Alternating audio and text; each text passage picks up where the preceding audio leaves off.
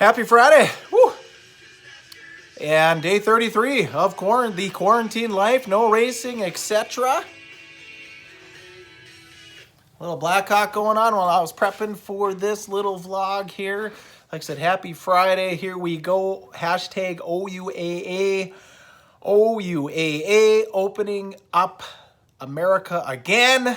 Opening up America again. We had the big presser last night about this time from the president, where he announced that he's going to filter a lot more autonomy down to the governors. I don't know exactly what word to use, but it looks like things, and like I said, I've told you racers, have your helmet ready, get your tear-offs on. I think things are going to open up sooner than later. I still believe in the Wazota area we will see racing in May. Now, I'm not saying every single track necessarily. It's going to go state by state, but the Wisconsin, Minnesota, North South Dakota area hasn't been hit super hard, which is good. Obviously, cross our fingers that it continues this way.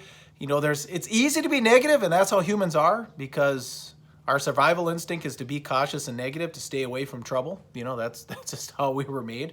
And I'm not obviously a member of the media, or maybe I am now, yeah, right? I've done, about 30 videos in the last 30 days, so maybe I'm a media man, but I don't consider myself that. But I'm, it's easy, and it's easier to spread the bad news, right? The bad news sells a lot more, and it's easier for us to want to hear the bad news, because like I said, we want to suck all that in and be cautious. That's just the way our brains are wired after all these years of survival. So, but like I said, I think that we've seen the peak. Now, what would really help is if we could just see an unseasonably warm spell come across America. 75 degrees at the Canadian border, about 85 degrees in St. Louis, and about 95 degrees down in Dallas, and I think this thing would go away much faster. So, we'll see what happens, but like I said, OUAA, opening up America again. Be ready for racing come in May. And so I posted last night on Racer Puka on Facebook an old article from 1983, I believe it was. My in-laws are helping me out. They have a scrapbook, old one from about 79 to, all the way on to the early 90s. I have a lot of stuff from about 87 and beyond. So just looking at some of it was really interesting. So I'll be posting more at Racer Puka, so you could check that out. There's results, all that stuff, and that's cool, and it's historic. However, where I was taking what I was delving into was more of some of the personalities and trying to look at the racer. Because remember, for those of you, especially millennials, or even some guys my age that weren't necessarily following the sport, the grandstands were packed back then. I mean, even on one regular night in Hibbing, they said it was like 2,000 fans on a regular night. I mean, 2,000 fans. Who gets 2,000 fans on a regular night? Maybe Grand Forks? Maybe? And that'd be about it? I mean, people would be thrilled to get half that, right? So, you start looking at some of the pictures and reading about them and the mechanics and the beards and the mustache. I mean, I made a little list here right before. I mean, some of our top drivers in Wazota with no facial hair that I believe. I don't check out these guys that hard, so maybe some of you women on here can comment. But Shane Sabraski, Buzzy Adams, Skeeter Esty, Donnie Shaw, Kevin Burdick, Jake Radetzky, AJ Demel. I don't know if any of them have ever sported a lot of facial hair. I know Pat Door's got a pretty thick mustache, and Dustin Strands had a goatee for some time. But, these guys, that's the way they looked. Even look at NASCAR. I mean, Dale Earnhardt with the big bushy mustache at one time. And,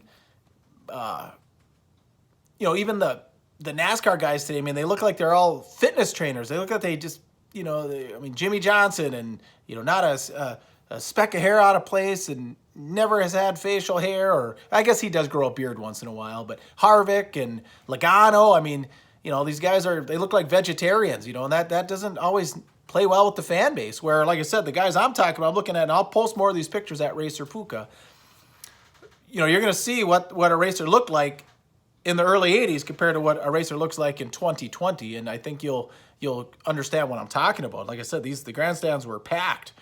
I know that Mark Dobmeyer out in Grand Forks, the sprint car guy, I think he works at like a muffler shop. He might even own it. So, I mean, there's still a few of those people, but it just isn't the same. Matter of fact, some of the winningest drivers don't even work, or they're business guys that they sit behind a desk all day, and that was pretty uncommon, back in the 80s. And I was even just looking at some purse stuff.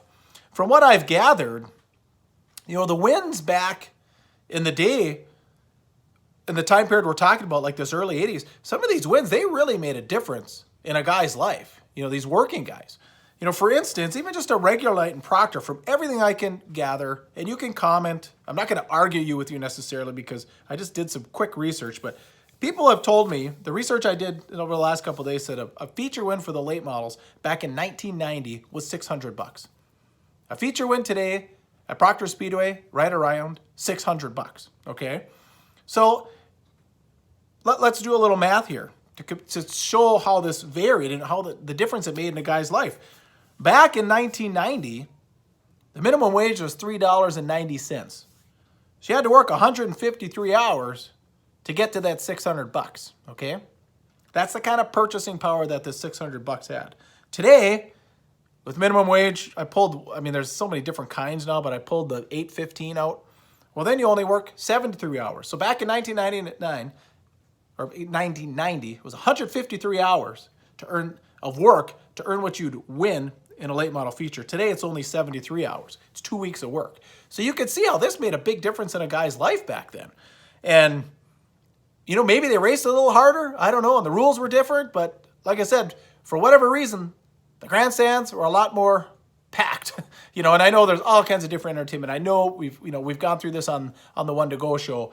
But what I'm saying is things were definitely different, and maybe some promoters and clubs need to look and say, okay, 150 hours worth of minimum wage is what the late model win should be. So if we did some quick math, let's just round the 153 to 150 times 8. If I've got my math correct, that's 1240 rounded up to 1250 for a late model winner. Not many tracks paying 1250 for a late model win today. The fighting aspect, we didn't really, that wasn't in the articles, but I just know from stories, old hunting shack stories and such, a lot more fighting. And this is the most popular, one of the fastest growing sports over the last 10, 20 years, you cannot argue, has been the UFC fighting. And this is what drives me nuts about the NHL. I'm a hockey guy. They've been limiting and limiting, trying to get fighting out of the sport as much as they can, just as the UFC is, ratings create. UFC just about crushed boxing. You used to do pay-per-views. It was always boxing. When's the last time you went over to a buddy's house, had a few beers for a boxing pay-per-view? It's all UFC. UFC's playing all the time. Bars promote the event. So this UFC, the most boxing was humane compared to this UFC. Blood everywhere. Beat a guy to submission. And it's nuts. And racing has taken out the fighting. I see NASCAR's they're letting them go a little bit more in the pits and building some of that drama, building rivalries. What's wrong with having a great rivalry, right? So that's happening a little bit on the NASCAR end, but WISSOTA, stiff penalties. Like I said, the NHL trying to get rid of it, and the it just I'm not going to get in the whole hockey side. We're here to talk about racing, but it just drives me nuts. So that might be another factor that doesn't have the. There used to be all kinds of antics on the front stretch and stuff. You hear about stories about Tom Nesbitt and Slammer Eggersdorf, and there's all kinds of good stuff that goes on. I'm sure you've got your own stories. Feel free to comment. And one thing I was thinking about too is, as far as most of us men don't think like this, but in the enduros, it's kind of funny when you see one of these minivans running around, and it made me think, what do a lot of working class women drive, right? They got 2, 3 kids. They're running a minivan. How fun would it be for them to see a minivan smoking the tires, cruising around the track on a weekend? They got to find a way to make minivans legal for either the Hornet division or your pure stock division. Then there's some relation. Like I said, I wouldn't normally think of that, but I just know my kids got a kick out of watching minivans and these enduros. Maybe we got to start looking at something like that so the fan can relate a little bit more to some of what's on the track. There was a time, my dad's big into this, there was a time when racing was, in even NASCAR, Ford, Dodge, Chevy, right? Now what's everything, basically? Chevy, right? 99% to 1%, Chevy. Maybe you throw a little bit extra money out if you can win in a Ford or you can win in a Dodge. That isn't a big deal to me, but I think it is a big deal. you all went to high school. How many of the buddies arguing all the time? Chevy, Ford, Chevy, Ford, Chevy, Ford. And every once in a while you get a Dodge guy popping off. Like I said, not a big deal to me.